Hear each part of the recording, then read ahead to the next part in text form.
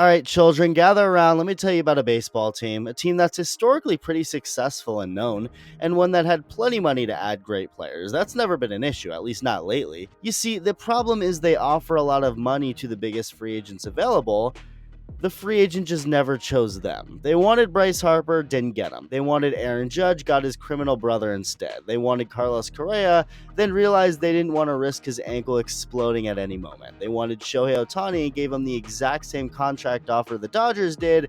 He just chose the Dodgers instead. It's been very rough in San Francisco in so many ways, to say the absolute least, and the Giants haven't helped make it any better. But, well, they did it. They got him. The big free agent contract they've been wanting to give out. They finally convinced a highly regarded free agent to pick them, and it's Willy Adames. Now, that's really unfair to Willy to reveal his name like that after mentioning all the others the Giants whiffed on. Yes, and I mean, look, let's not sugarcoat it. Willy Adames is not as sexy of a signing as any of those other names, but there's reasons I like this move on both ends, from Willy's perspective and from a Giants perspective. The contract is for 7 years and $182 million with a $22 million signing bonus, and good for him. Willy deserves this. He put in the work to get himself in this position, whether you think it's an overpay or not. We'll get this out of the way too. It's no surprise the Brewers didn't give him this contract, just like it's no surprise you should hit that subscribe button if you haven't yet. Enjoy the videos. But the Brewers giving Willy $182 million was as likely as every needle on the streets of San Francisco disappearing by tomorrow.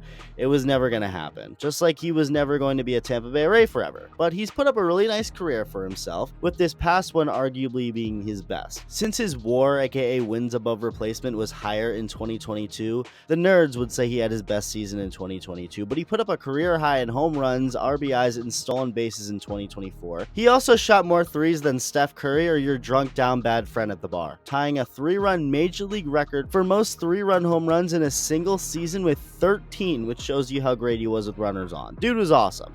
You don't really ever expect your shortstop to be your RBI machine, but Willy was, and I know there's no stat for this, but Willy seems to be a great teammate in person to have around, a lot of energy, just gives off good vibes. Can't ever go wrong with good vibes. Backup catchers make livings off those. Now pair that with the talent, and Willy is really valuable. Now, I said I like this deal for both parties involved, but to be more specific on the Giants end, I'd say the best way to describe how I feel is that I cautiously like it. Does this feel a little desperate after missing out on all the others, and did the Giants overpay for Willy Adames? Probably, but that doesn't mean they didn't get a good player. Willy is still only 29 years old. His best years still could be ahead of him.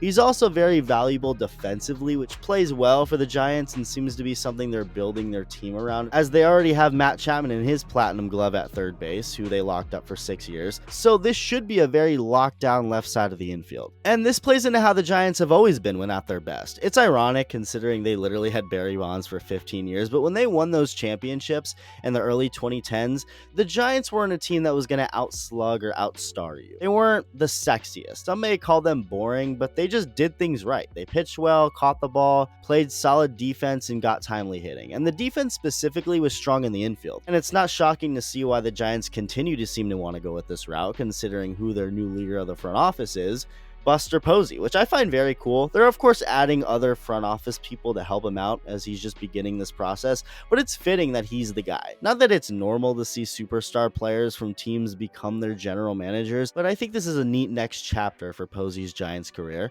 And also fittingly, this move to sign Willy Adames for $182 million has already broken the Giants franchise record, beating out the previous highest contract at $167 million that was given to Buster Posey. This was bound to happen soon. The other players' contracts the Giants tried to sign would have blown right by the record, obviously, but it ends up being Willy, who's the highest paid Giant in history now.